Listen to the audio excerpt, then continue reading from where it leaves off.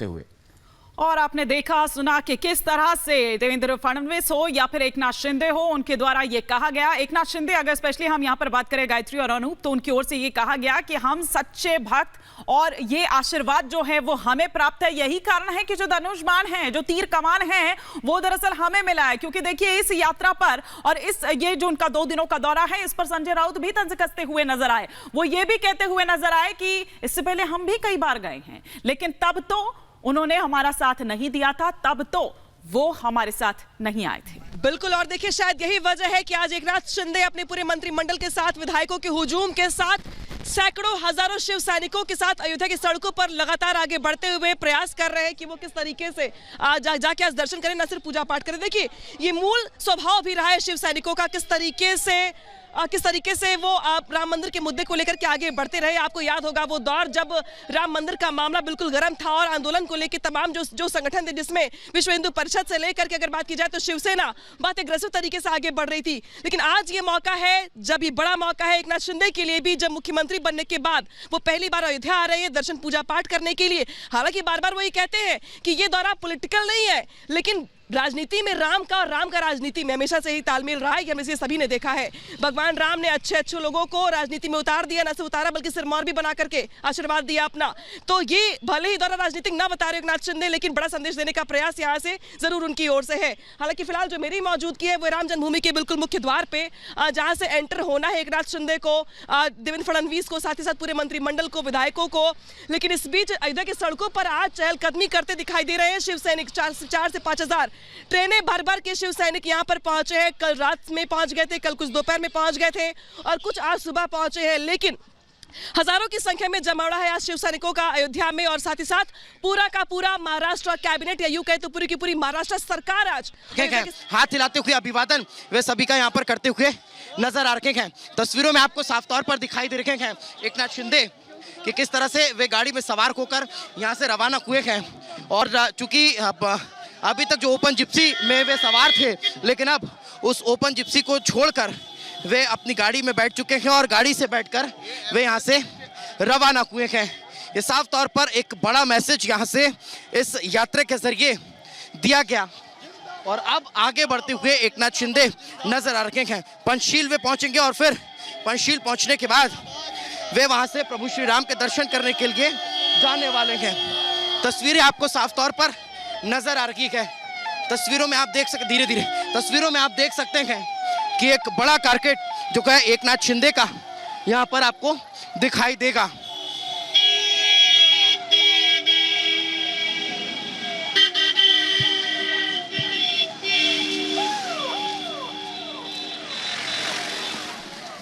जो हमारे सहयोगी दीपेश आपको दिखाते हैं पल की तस्वीर, जिस तरीके से एकनाथ शिंदे अब गाड़ी में बैठ के निकल चुके हैं राम जन्मभूमि के लिए। देखिए तस्वीरें जो है वो यहाँ से सीधे दिखाई देंगी। कुछ देर के बाद आपको जब काफिला पहुंचेगा एकनाथ शिंदे का यहाँ पर इसी के अंदर जाने के लिए, पूजा अर्चना करने के लिए, उसके पहले जो तमाम सहयोगी हैं मंत्रिमंडल में उनके, चाहे गिरिराज महाजन की बात करें हम या फिर विधायक रवि राणा की बात करें हम, सभी ने ये बात कही है और ये कहा है कि यहीं से मिट्टी और जल लेकर के जाएगी महाराष्ट्र सरकार, ताकि महाराष्ट्र में भी बजरंग बली की प्रतिमा बनाई जा सके। यानी कि बड़ा प्रयास होगा यहाँ से संदेश देने का महाराष्ट्र चुनाव के बाद, अब 2024 के लोकसभा चुनाव से पहले, कि किस तरीके से उद्धव ठाकरे हिंदुत्व के एजेंडे से अलग हो गए थे, लिहाजा महाराष्ट्र की सरकार ने और वहां के नेतृत्व ने उनको नकार दिया।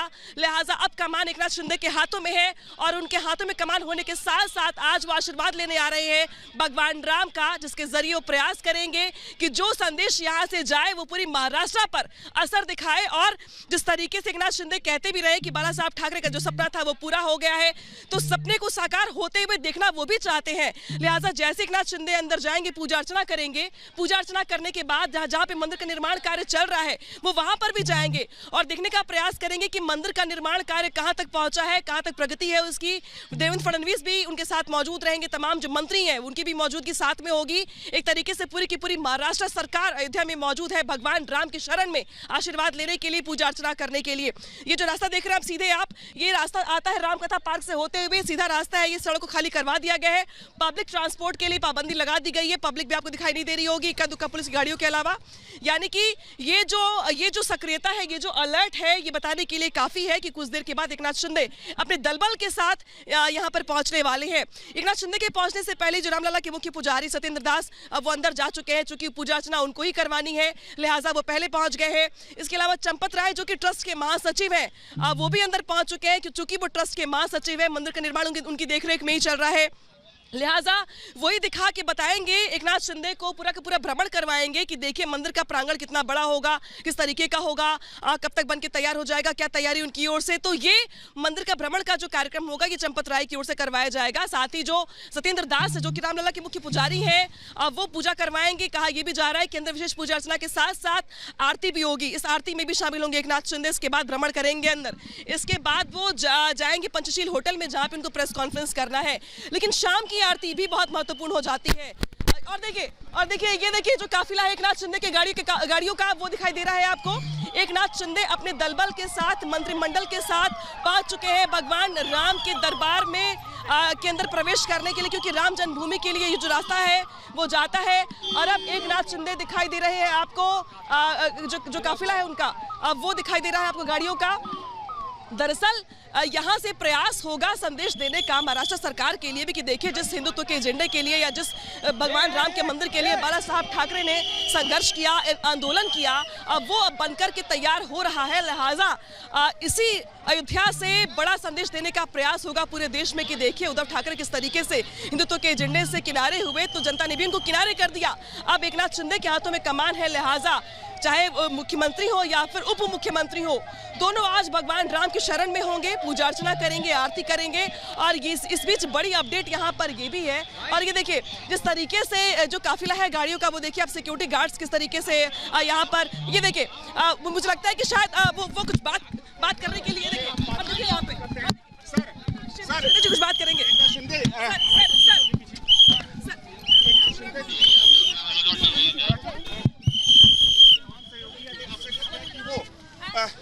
और देखिए एकनाथ शिंदे रुके कुछ देर के लिए, इसके बाद वो अंदर जाते हुए नजर आ रहे हैं। दरअसल मीडिया से वो बात करने के लिए कोशिश कर रहे थे, लेकिन जो सिक्योरिटी है वो लगातार उनको रोकने का प्रयास कर रही है। और फिलहाल देखिए जो काफिला है गाड़ियों का, लगातार जो तमाम मिनिस्टर्स की गाड़ियां हैं वो अंदर जा रही हैं। पहले मुख्यमंत्री थे और इसके बाद सर आप बताइए, आज आप लोग अंदर जा रहे हैं दर्शन पूजा पाठ करने के लिए, क्या संदेश देने का प्रयास होगा आपकी ओर से? कोई संदेश देने का प्रयास यहाँ पर हम लोग नहीं कर रहे। यहाँ पर जो है रामलला का दर्शन लेने यहाँ पर हम लोग सभी लोग आए हैं। माननीय मुख्यमंत्री महोदय है, माननीय उप मुख्यमंत्री महोदय है, और यहाँ पर सभी हमारे कार्यकर्ता है, पदाधिकारी है, राम भक्त है, सभी उनके सहयोगी, मंत्री है, खासदार है, आमदार है, सभी लोग यहाँ पर आए हैं रामलला का। आप लोगों ने अयोध्या की सड़कों पर, अरे यहाँ पर ये जनता का प्रेम है, जनता का विश्वास है जो माननीय मुख्यमंत्री और उप मुख्यमंत्री महोदय के ऊपर है, इसलिए इतनी बड़ी तादाद पर। ये श्रीकांत जी थे जो कि महाराष्ट्र सरकार में मंत्री हैं, और देखिए एक एक करके जो गाड़ियां देख रहे हैं आप, ये तमाम मंत्रियों की है। हालांकि हमारा प्रयास होगा कि हम तमाम मंत्रियों में से कुछ लोगों से बात भी करके आपको बता सके कि क्या।